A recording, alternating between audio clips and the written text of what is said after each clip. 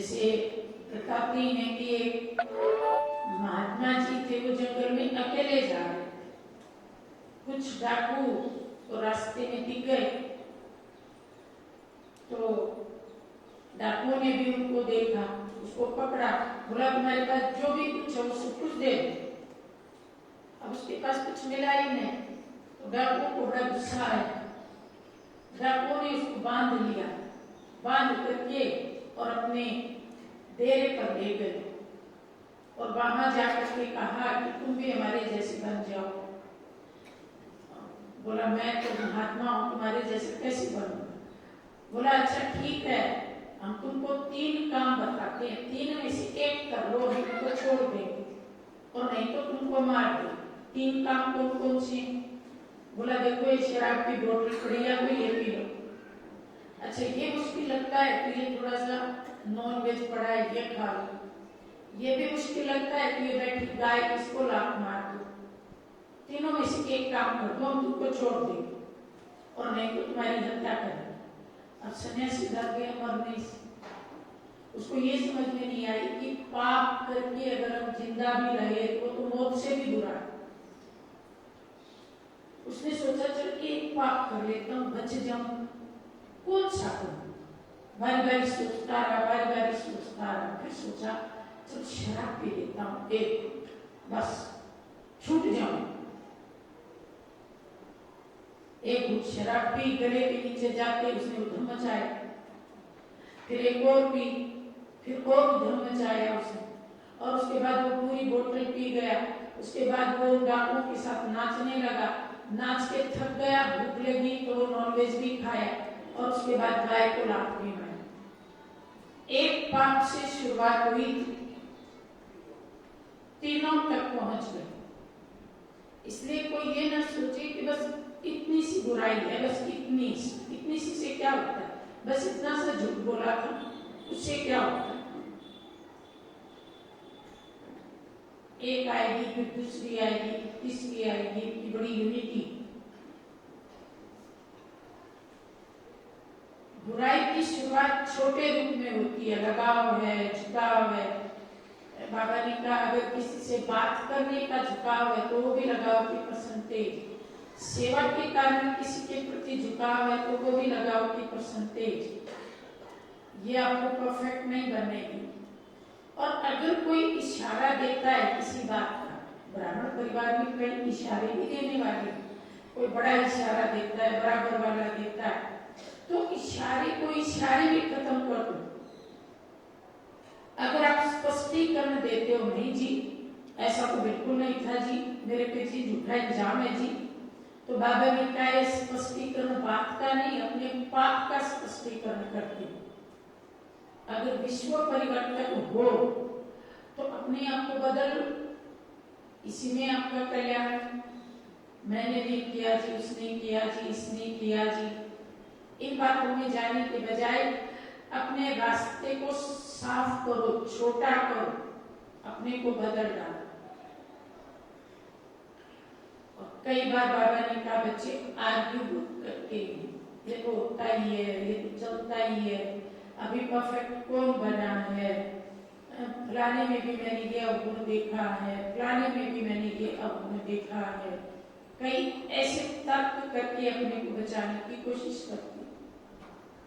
बाबा ने कहा ये आग में घी डालने का काम, ये समाधान नहीं, ये बड़ी बात को छोटा करना सीखो और हर बात में अपने को बदलने का लक्ष्य। तो हम बहुत ऊंची आत्माएं हैं, भगवान हमारे दम पर दुनिया बदल रहा है। आज तक दुनिया बदलने का ठेका लेके कई आए और कई चले गए, अब बुराई काम छोड़ दी, लेकिन अब तो भगवान आया और हम भी उस ठेकेदार के राइट हैंड बैठे। तो हमें कैसा बनना चाहिए? हमारा मन, वचन, कर्म, संकल्प, श्वास और स्वपन कितना पवित्र होना चाहिए।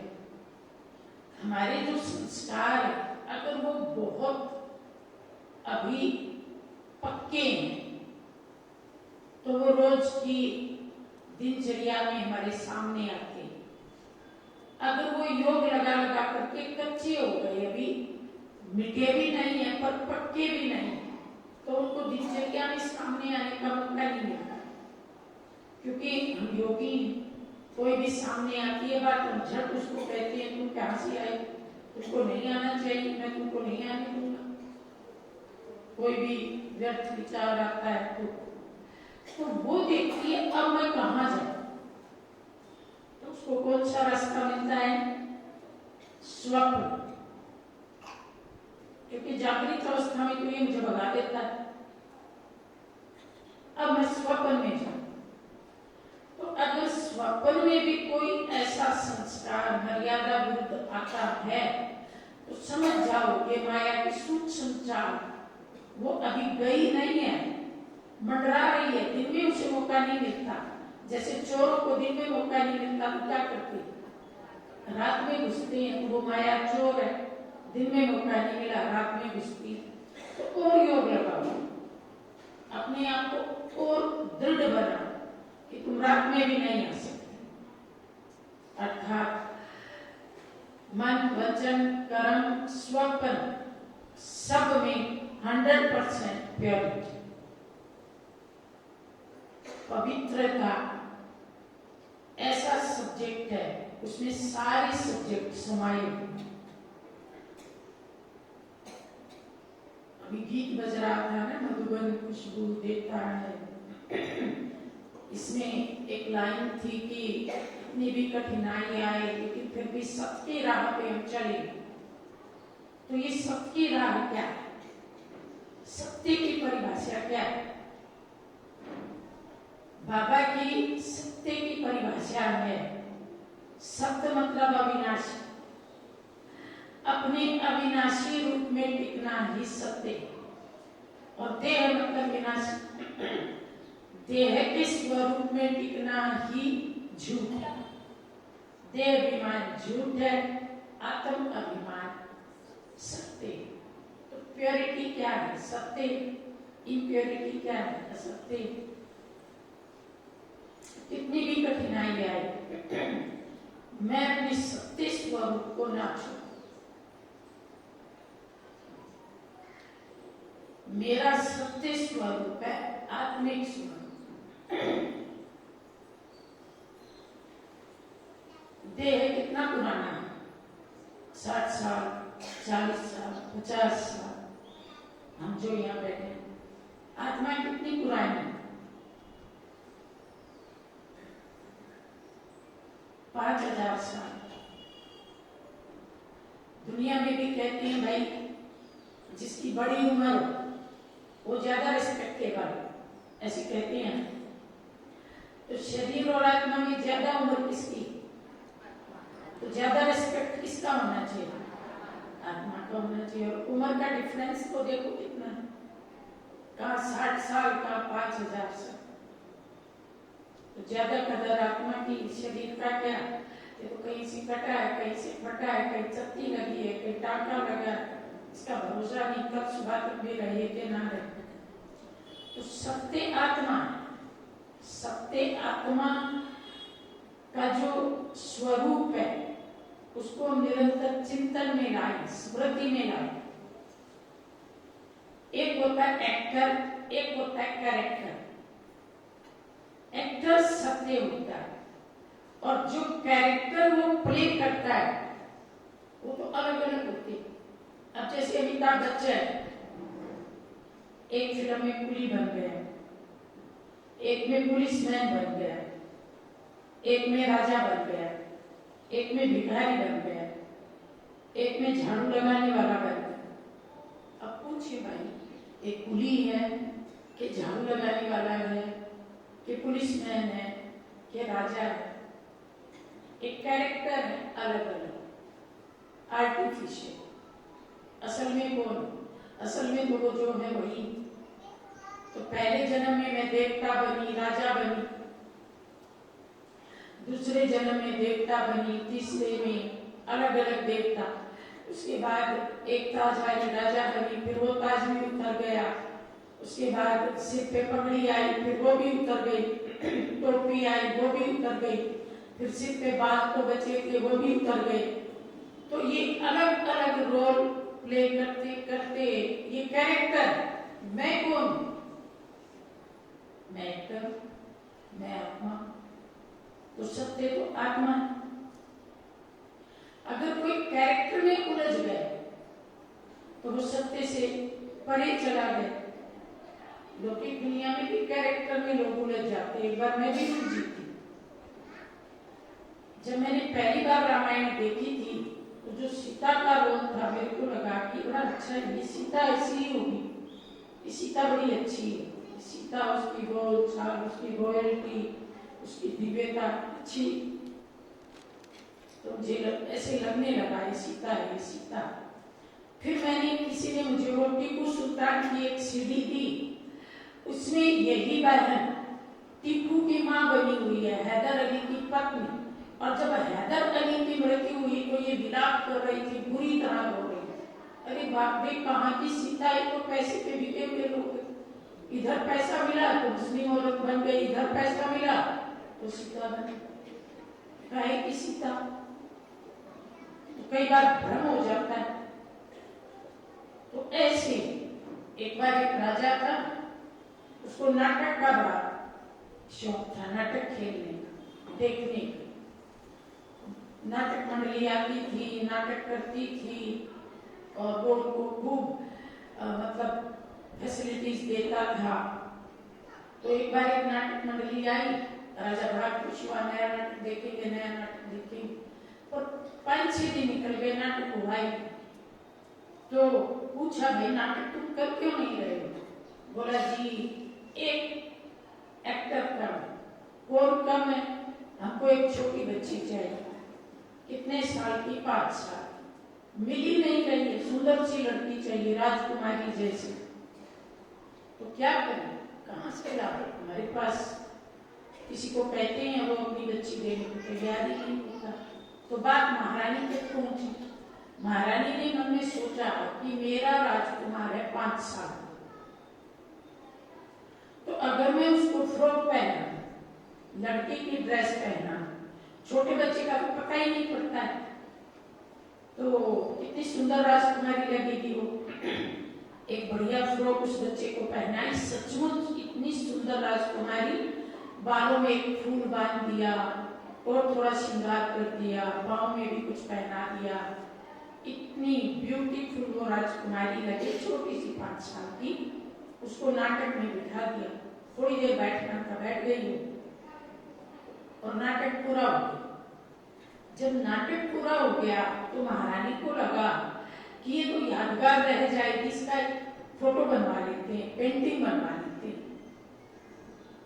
तो एक कलाकार को बुलाया, उसकी पेंटिंग बनवाई बड़ी सी, और उसको महल में जहाँ सामान पड़ा रहता है वहां टांग दिया। सामने तो नहीं टांगा, लोग कहेंगे इसको बेटी तो है नहीं, ये कौन बेटी है, बेटा ही बेटा है।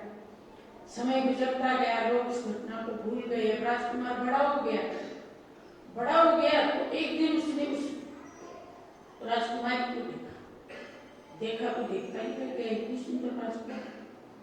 ये राजकुमारी कहाँ की, किस राज्य की? ये तो 5 साल की इतनी सुंदर लग रही है, अब तो बड़ी हो गई, देखो ये और सुंदर हो गई। तो मैं इसको ढूंढूं और अपने पिताजी को बोलूं कि मुझे तो शादी इसी के साथ कर।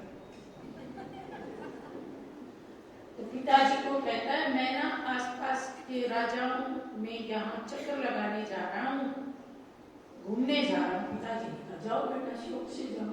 और उसका उद्देश्य तो राजकुमारी ढूंढना था।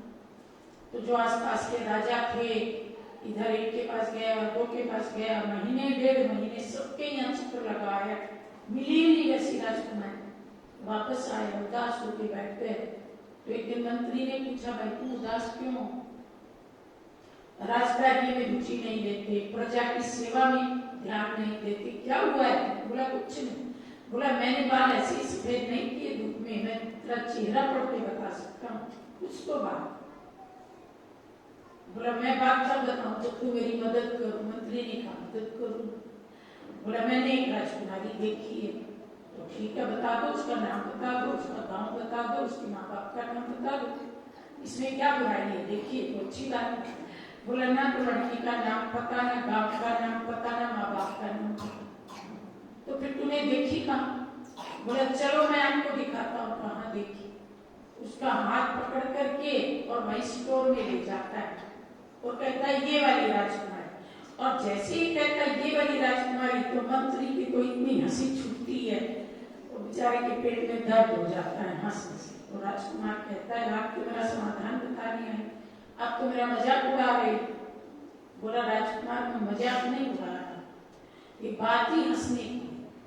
तुमने काम ही ऐसा किया है, हंसेंगे नहीं तो क्या करेंगे? ये तुम ही हो, सिर्फ कपड़े बदली किए गए हैं। तो बाबा ने हमको क्या बताया? ये बहने तुम ही हो, सिर्फ कपड़े बदली किए गए। ये भाई तुम ही हो, सिर्फ कपड़े बदली किए गए। पिछले जन्म में मेरी माँ ने मुझे भाई वाले कपड़े पहनाए, अब उसके मन में आया इसके कपड़े चेंज करते थे, इस बार उसने मुझे बहन वाले कपड़े पहना है। मैं तो वही हूँ, वो किसका कपड़ा फट गया, फिर ये वाला पहना है। हो सकता है अगली बार मुझे फिर भाई वाले कपड़े पहनना है। मेरी माँ मेरा श्रृंगार तो वही करती है। छोटे बच्चे को कपड़े कौन पहनता है? तो बच्चा अपनी मर्जी से थोड़ी पहनता है, तो मेरी माँ की मर्जी। इसलिए मैं भाई भी हूँ और मैं बहन भी, मैं राजकुमार भी हूँ और मैं राजकुमारी भी हूँ। मैंने दोनों रोल प्ले किए, दोनों रोल में पूरे 5000 साल में 84 जन्म में ड्रामा को जैसी जरूरत पड़ी, मेरी माँ ने वैसी ड्रेस पहना के मुझे बिठा दिया। तो मेरा असली रूप क्या है? आत्मा, और ये केवल परिवर्तित रूप है, बाहरी रूप। तो इस सत्य के लिए, इस सत्य के लिए कुछ भी सहन करना पड़े, कुछ भी त्याग करना पड़े, हम करें, क्योंकि मैं अपने सत्य स्वरूप में टिकूंगी तो ही सुख मिलेगा। बाबा की मुरली में आता है पवित्रता ही सुख शांति की जननी। और एक मुरली में बाबा ने कहा कि पवित्रता की भी गहन गति है, जैसे कर्मों की गहन गति होती है ना, ऐसे पवित्रता की भी गहन गति। पवित्रता की गहन गति क्या है भाई? कर्मों की तो गहन गति इसलिए है कि पिछले जन्म में किए, पिछले जन्म में किए, इस जन्म में बहुत कलेक्ट हो गए, याद ही नहीं है क्या किया क्या नहीं किया। लेकिन पवित्रता की गहन गति ये है कि पवित्रता माँ है और उसके 2 बच्चे, एक बेटी है उसका नाम है शांति और एक बेटा है उसका नाम है सुख। 2 बच्चे, जहां ये माँ जाती है दोनों बच्चे पीछे पीछे जाते। अगर आपको दोनों बच्चे चाहिए तो क्या करना पड़ेगा? क्या करना पड़ेगा? माँ को भी बुलाना पड़ेगा। अब दुनिया के लोग इस गहन गति को नहीं जानते, वो कहते हैं भगवान सुख दे दे, शांति दे दे, सुख दे दे, शांति। अच्छा, पवित्रता को भी अपना होनी चाहिए। सुख दे दे, शांति दे दे, सुख दे दे, शांति दे दे। अच्छा, पवित्रता को अपना नहीं, वो भी चाहिए। बिना माँ के बच्चे आएंगे कैसे? तो ये गहन गति। फिर बाबा ने कहा अगर कोई ब्राह्मण कहता है कि मेरे जीवन में दुख है, तो बाबा ने कहा कि वो ब्राह्मण कैसे?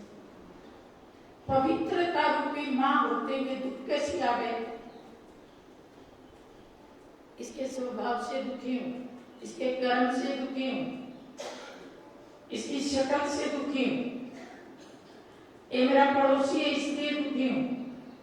ये ब्राह्मणों की भाषा ही नहीं। ब्राह्मण तो दुख को सुख में बदलते,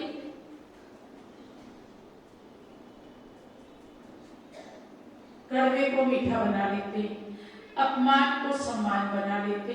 ब्राह्मण तो जादूगर है। तो वो कैसे कह सकते हैं परेशान किया। किसी की ताकत है कि किसी ब्राह्मण को कोई परेशान कर दे? राजा प्रजा किसी की भी ताकत है? जिसके पास पवित्रता नाम की मां है, उसके दोनों बच्चों को कोई छीन नहीं सकता, चाहे एड़ी से चोटी तक का जोर लगा। तो ब्राह्मणों के पास ये दोनों बच्चे हैं क्योंकि मां ब्राह्मणों के पास।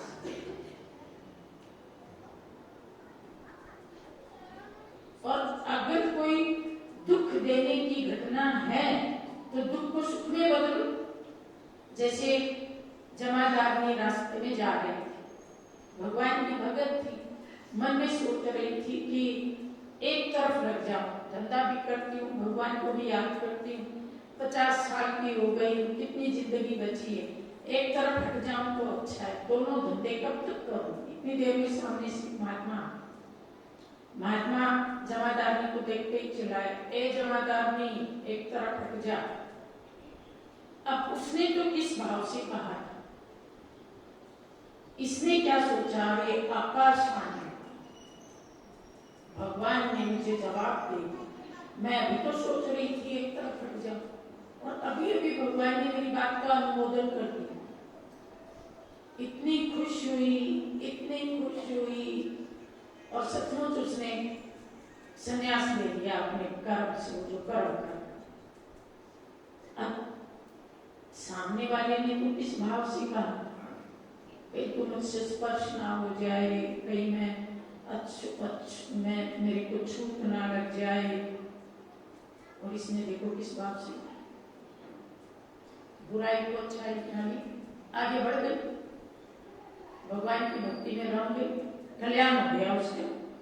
किसी के अपमान करने वाले शब्दों से भी उसका कल्याण हो। तो बुराई में से भी कुछ ऐसा उठाओ कि हमारा कल्याण हो जाए, हम आगे बढ़ जाए।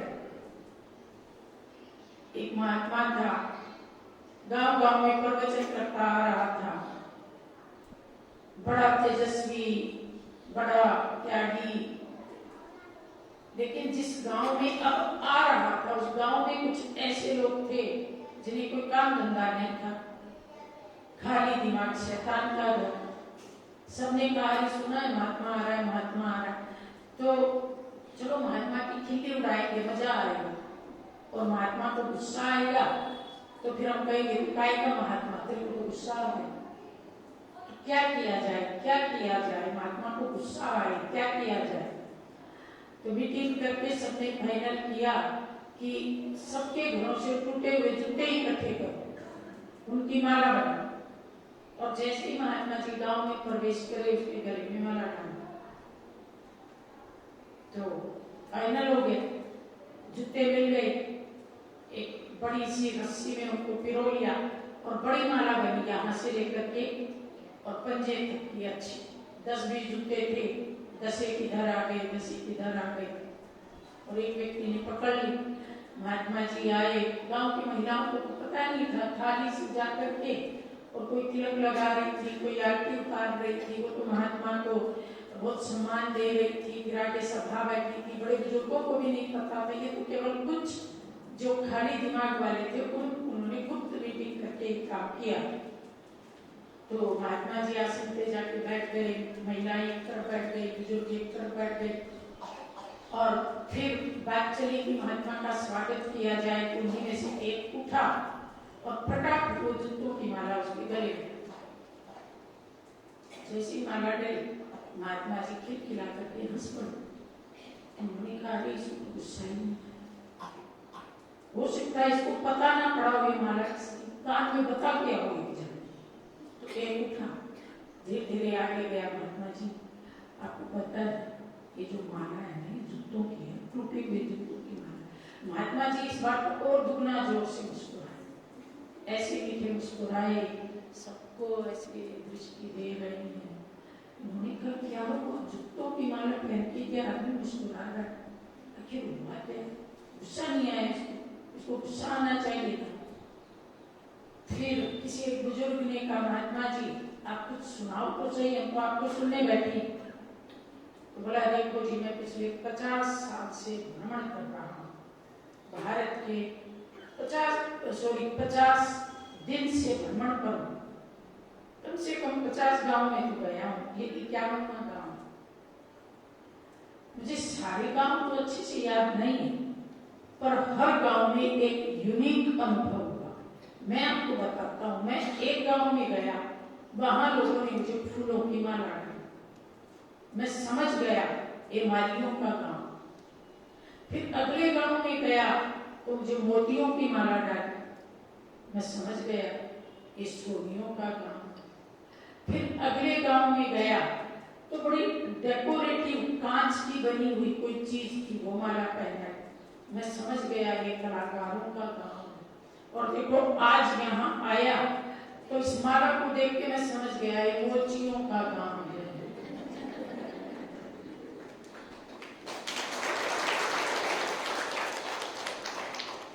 महात्मा जी दुखी हुई, महात्मा जी का अपमान हुआ ही, क्योंकि स्वीकार नहीं किया ना।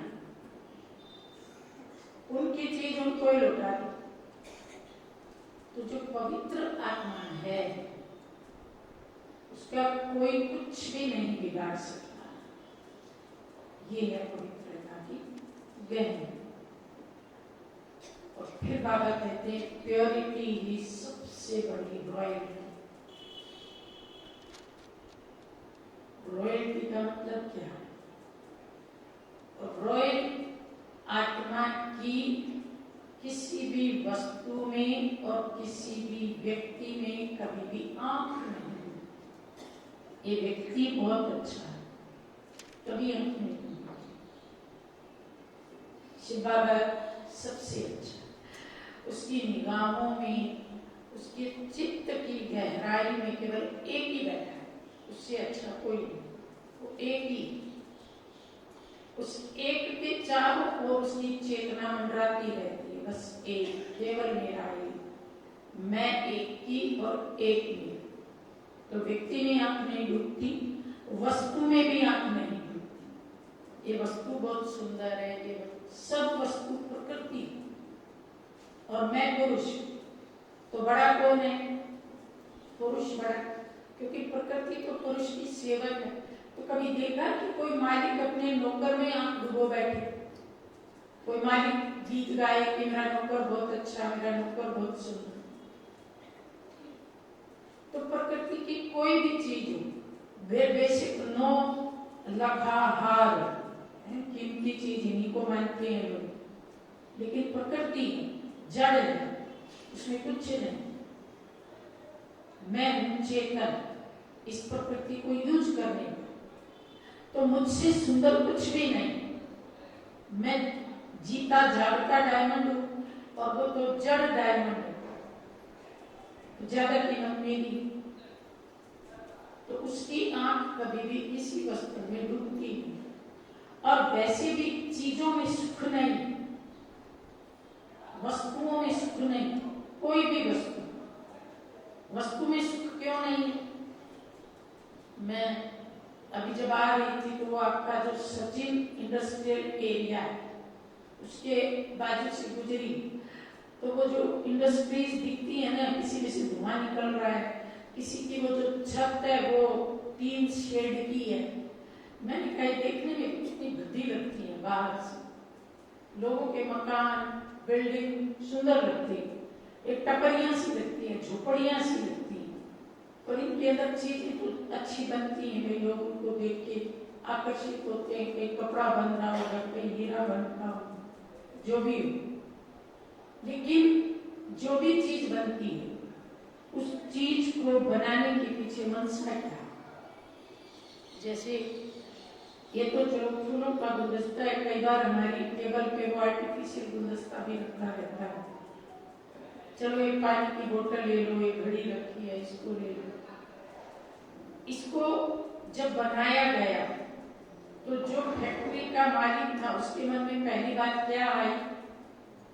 मैं एक घड़ी बनानी चालू करूं। पहली बात क्या आई? एक घड़ी में मुझे कितना प्रॉफिट होगा? अगर मैं रोज 500 घड़ी बनाऊं, एक घड़ी में 5 रुपया बचे तो 500 बाई 5, एक दिन की मेरी आमदनी 2500। चलो मैं 1000 रोज वर्कर को भी दूं तो 1500 मेरा बचेगा, कुछ अनुमान को लगाता होगा ना पहले घड़ी बनाने चालू। अब उसमें जो वर्कर आते हैं पुर्जे जोड़ने, घर से चलते हैं, मालिक एक घड़ी के पुर्जे जोड़ने का 1 रुपया देता है, 100 के पुर्जे जोड़ूं तो मेरे को 100 मिलेंगे। अब उसकी बुद्धि में भी पैसा घूम रहा है, बनाने वाले की बुद्धि में, पुर्जे जोड़ने वाले की बुद्धि में।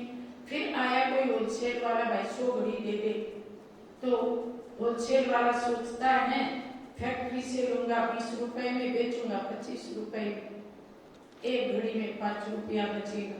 फिर रिटेलर वाले को वो घड़ी 50 में पड़ी, वो सोचता है 70 में बेचूंगा एक घड़ी में। हम घड़ी खरीद के लाए, घर में आके सबसे पहले कहेंगे घड़ी कितने की लाई। घड़ी को देखते ही कोई ये थोड़ी कहता है घड़ी में से सुख की किरणें निकल रही है, घड़ी में से शांति की किरणें निकल रही है। नहीं, घड़ी कितने की लेके आए? हमने कहा जी 70 रुपए की, ठगाई करा के आए।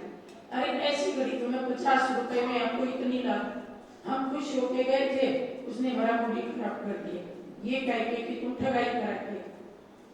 और कोई हमारी वाली घड़ी से बढ़िया घड़ी ले आया तो फिर तो पाँव के नीचे से जमीन खिसक गई। सारा बाजार ढूंढ के तो ये घड़ी लाई थी, ये मेरे से भी बढ़िया ले। तो चीजों में सुख का, चीजें सुख के लक्ष्य से बनाई नहीं जाती, चीजें केवल धन कमाने के उद्देश्य से बनाई जाती हैं। और चीजों को देखते ही धन, प्रॉफिट वही याद आता है। इसलिए कोई चीज सुख नहीं दे सकती। कोई चीज इस भावना से नहीं बनाई जाती कि मैं ये घड़ी बना रहा हूँ, जो इसे खरीदे उसके घर में शांति आ जाए, जो इसे खरीदे उसका घर सुख से भर जाए। चाहे कोई कार बना रहा है, हवाई जहाज बना रहा है, किसी को ये संकल्प नहीं है कि इससे किसी को सुख मिले, ये संकल्प है इससे मेरा धन बढ़ जाए। बस चीजों में सुख आना सीखें, चाहे कपड़ा हो, चाहे कुछ भी हो, चाहे फर्श की टाइल हो, चाहे पंखा हो। हाँ, हमारा भोग बनता है, वो भी एक प्रोडक्ट है। तब हमारी बहनें सोचती हैं कि इसको खाने वाले के घर में शांति आ जाए, इसको खाने वाले की हेल्थ अच्छी हो जाए, इसको खाने वाले का बुद्धि योग भगवान से जुड़ जाए। वो केवल एक ही प्रोडक्ट है जिसको बनाते समय भगवान को याद किया जाता है, सुख शांति की कामना की जाती, बाकी तो दुनिया के सब प्रोडक्ट ऐसे। इसलिए चीजों में सुख नहीं है, सुख का सागर केवल शिव बाबा है, उसकी याद में सुख। तो हमको तो सुख का सागर मिल गया ना, सब तो सुखी है ना, चीजों में सुख नहीं ढूंढते ना, व्यक्तियों में सुख नहीं ढूंढते ना। इसलिए हम सबके चेहरे खिले हुए गुलाब की तरह। जो चीजों में सुख ढूंढते हैं वहां चीजें खिली रहती हैं, आदमी मुरझा जाते हैं। पर ऐसी जगह केवल एक बाबा की ही जगह है, और बाबा की जगह इतनी बढ़ जाए, इतनी बढ़ जाए, सारी दुनिया में जहां जाओ बाबा का झंडा ही दिखे, बस और कुछ दिखे तो सारी दुनिया में सुख शांति फैल जाए। सूरत में तो मैं देख रही हूँ बहुत तीव्र गति से वृद्धि हो रही है। मैंने जब सूरत में आना शुरू किया था तो 1-2 ही सेंटर थे, लता बहन जी वाला सेंटर था और कोई 1-2 छोटे मोटे सेंटर थे। लेकिन अभी तो सूरत में मुझे लगता है 25-30 तो हो गए, छोटे मोटे मिला के और भी ज्यादा हो गई। इस शहर भी तो कितना बड़ा है, आबादी कितनी है इसकी, मुझे लगता है 25-30 से तो कम नहीं, 80 लाख। दिल्ली की 1.5 करोड़, 150 करोड़ है दिल्ली। तो ये दिल्ली से आधा तो हो गया। इतनी बड़ी सिटी में, दिल्ली में 200-250 सेंटर है बड़े। हाँ, तो इतने तो होने चाहिए, जो कितनी जनता है यहाँ पे। तो अभी मैंने सुना है आप कोई और भी सेंटर बनाने जा रहे हैं। तो भाई क्या कहें, वापी से तापी तक बहुत फेमस है। सोने की धरती है, सोने की नगरी है, हीरे की नगरी है। यहाँ कोई भूखा व्यक्ति आता है और अंबानी बन जाता है। मैं आपको बताऊं, मेरे अपने रिश्तेदार जब असम में दंगा हुआ था ना, एक बार दंगा हुआ था, वो कहते थे हम असमियों को ही रहने देंगे, बाकी बाहर निकाल देंगे। तो उनमें से कई रिश्तेदार मेरे सूरत में आ गए। आज बाप रे वो क्या बनी बैठी, वहां से खाली आता है 300 रुपया से निकल के। तो मैंने उनको कहा भाई तुम लोगों ने तो कमाल कर दी 300 रुपया में, तो तुम क्या थे? बोला जी ये भूमि ऐसी, ये भूमि ऐसे बना देती, तो आप सब बड़े लकी हैं ऐसी भूमि पे रह रहे हैं। तो आपको आश्रम बनाना क्या मुश्किल है? मुश्किल है क्या? आपके लिए तो चुटकियों का खेल। वैसे भी बाबा कहते हैं कि अंतिम घड़ी है, अंतिम समय है, जो सफल करना है वो सफल करो। जिन्होंने आबू में उस समय सफल किया, वो 50 रुपया भी 50 अरब खरब हो गए, क्योंकि पैसे की कीमत दिनों दिन बढ़ती जाती है। तो आज अगर हम 50 रुपया खर्च करेंगे में तो कोई गिनती है क्या? 50,000 की भी गिनती नहीं है। मुझे लगता है आज के उस स्टेज में पहुंच गए। तो दिनों दिन पैसे की जो वैल्यू है वो कम होती जा रही है, और ज्यादा देरी में खर्च करेंगे और वैल्यू कम हो जाएगी। तो जो समय, रमेश भाई ने एक बार कहा था, जरूरत के समय जिसका काम आता है उसका फल मिलता है। जरूरत निकल गई फिर वो धन लेके आता है तो उसका उतना फल नहीं मिलता। तो जब ये देखा कोई भी प्रोजेक्ट शुरू होता है उस समय धन की जरूरत होती है, उस समय अगर हम लगाते हैं तो हमें दुआएं मिलती, फिर औरों ने लगा लगा के दुआएं कमा ली और फिर हमने अपनी गठरी खोली तो थोड़ा फर्क तो पड़ जाएगा। जब हिस्ट्री और बन रहा था तो दादा की सुनाती थी, एक माता ने चने के दाने जितना सोना भेजा तो 8 रुपए में बिका था, और वो 8 रुपए हिस्ट्री हॉल में लगे। तो बाबा जब तक साकार में रहे उस माता को भूले, मेरी बच्ची ने 8 रुपए का सोना भेजा। तो अगर किसी ने बाबा के लिए एक ईंट भी लगा दी तो बाबा उसका एक तरह से कर्जदार हो जाता है, उसको देने के लिए बंधाईमान हो जाता है। तो हम बाबा को देते नहीं, हम बाबा से लेने के लिए बाबा को बांध लेते। अब तो हम हकदार हो गए, हमने आपको बांध दिया। देना देना नहीं है, लेना।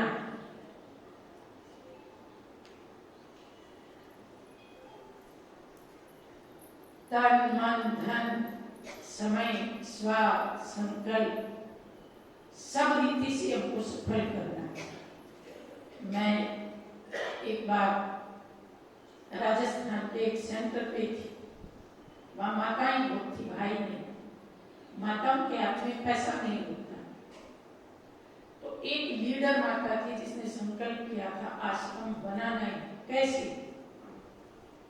और उसका एक छोटा बेटा था, अभी 5वीं 7वीं में पढ़ता होगा। तो छुट्टी वाले दिन वो माता बजरी छानती थी संडे के दिन, ताकि मजदूरों का पैसा बच जाए, और वो बच्चा साथ में बजरी छनवाता था। वो देखता था मेरी माँ आश्रम बनाने के लिए इतनी मेहनत कर रही है, तो माँ को कहता था माँ तू पैसे उधार ले लो और आश्रम बनवा ले, मैं बड़ा आदमी बनूंगा और सारी उधार चुकूंगा। छोटा सा बच्चा, और कस्बाई था, वहां कोई बहुत पढ़ाई का अच्छा स्टैंडर्ड हो ऐसा भी नहीं था। तो आश्रम बन गया, बहुत सुंदर बना, और माताएं उसमें क्लास करने लगी। फिर मैं कुछ सालों के बाद वहां गई तो वो माता भी मिली और वो बेटा भी मिला। मैंने पूछा ये बेटा क्या कर रहा? बोला भाई जी ये हार्ट स्पेशलिस्ट बन गया है और दिल्ली के एक बहुत बड़े हॉस्पिटल में इसकी पोस्टिंग है। तो मुझे ख्याल आया इस बच्चे ने संकल्प किया था कि बेशक उधार ले ले, मैं पैसे चुकता करूंगा, मैं बड़ा आदमी बनूंगा। बाबा ने इसको कितना बड़ा बना दिया। इसने अपने हाथों से बजरी छानी थी और वो बजरी इस मकान में लगी थी। तो बाबा कभी किसी का लेता नहीं, कई गुना करके लुटा देता।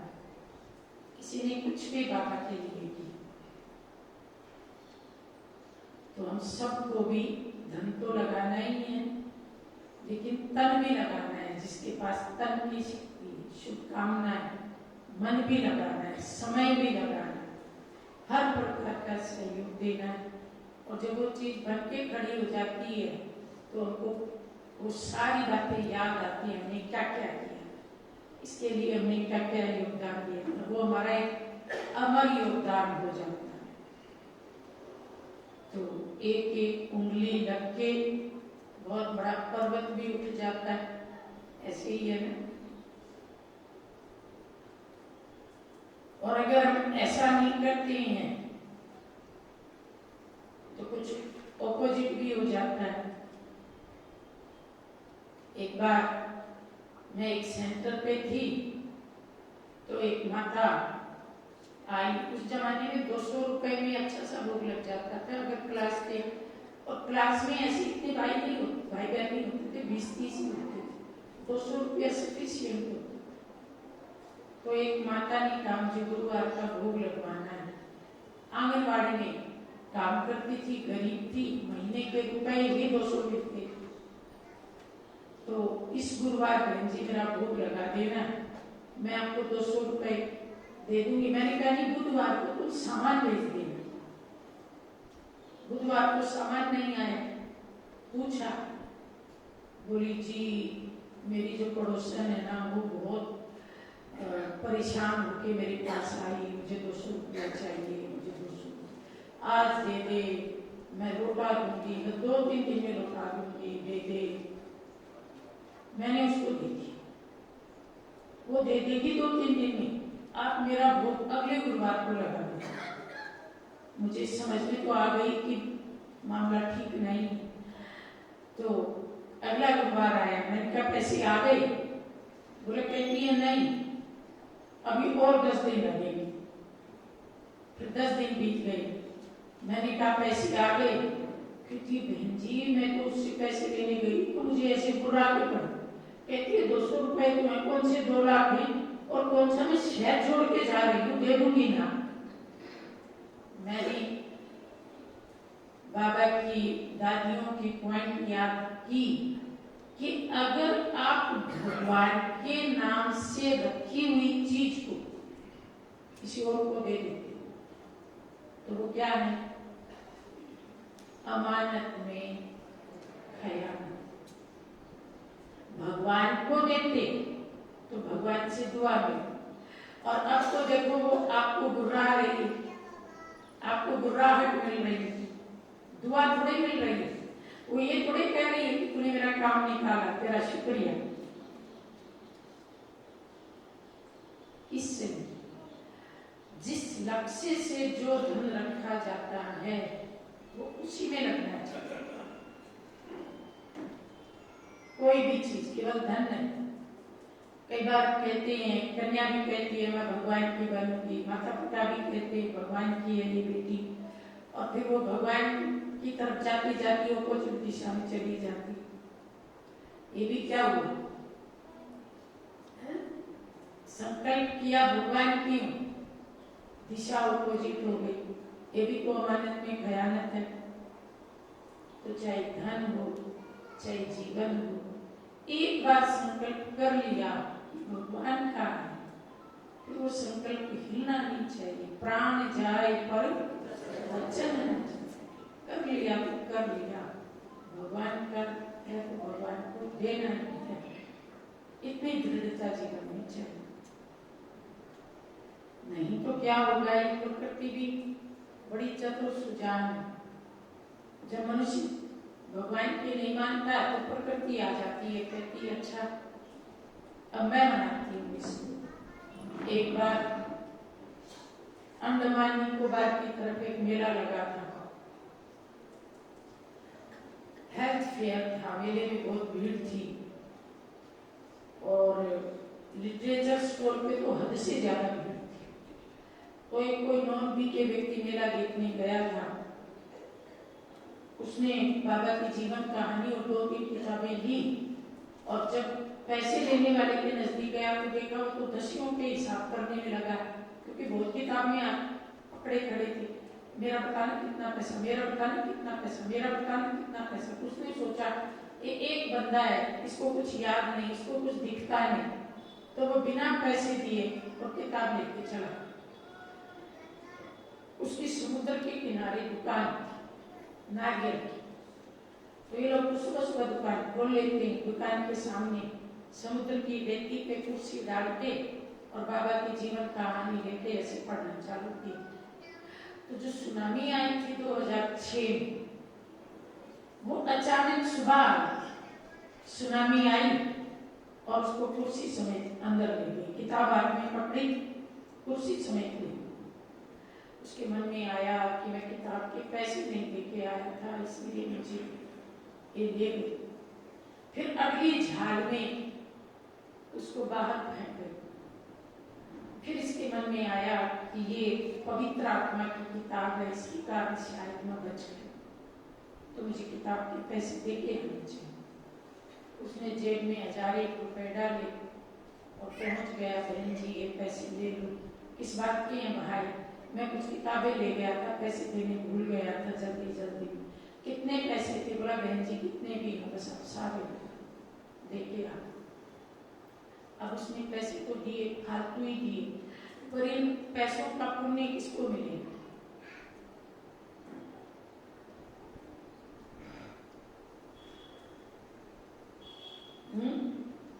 किसको मिलना चाहिए? किसके खाते में जाएगा ये पुण्य? उसके खाते में जाएगा क्या? तो फिर भगवान किसके खाते में डालेगा? उसको भी तो फाइनल तो करना पड़ेगा। और आप सब भगवान के बच्चे हो, थोड़ा थोड़ा धनराज का रूप तो आपका भी है, डिसीजन लेने का रूप तो आपका भी। ऐसा न्याय करने का मौका आए तो क्या करोगे? इस सुनामी के खाते में जाएगा। धन्य है सुनामी, ना वो आती और ना ये पैसे देखे। तो बाबा कहता है माया भी मेरी सहयोगी है, प्रकृति भी मेरी सहयोगी। जब बच्चे मेरी बात नहीं मानते तो मैं दोनों को भेजता हूं, और जब ये दोनों काम पकड़ती हैं तो बच्चा कहता है बाबा बचाओ, बाबा बचाओ। तो प्रकृति और माया कान ना पकड़े, इसलिए भगवान की बात को ध्यान से सुनना है, ध्यान से मानना। मोक्ष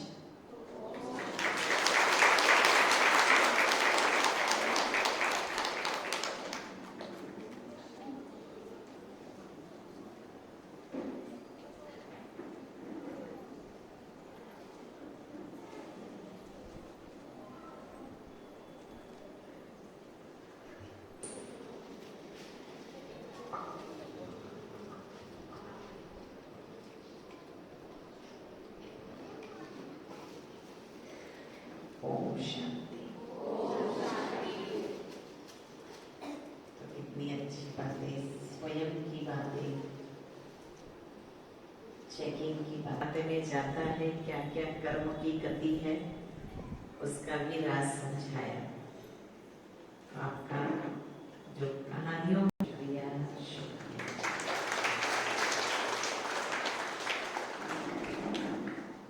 एक ही घंटा आपके पास है, 7:30 बजे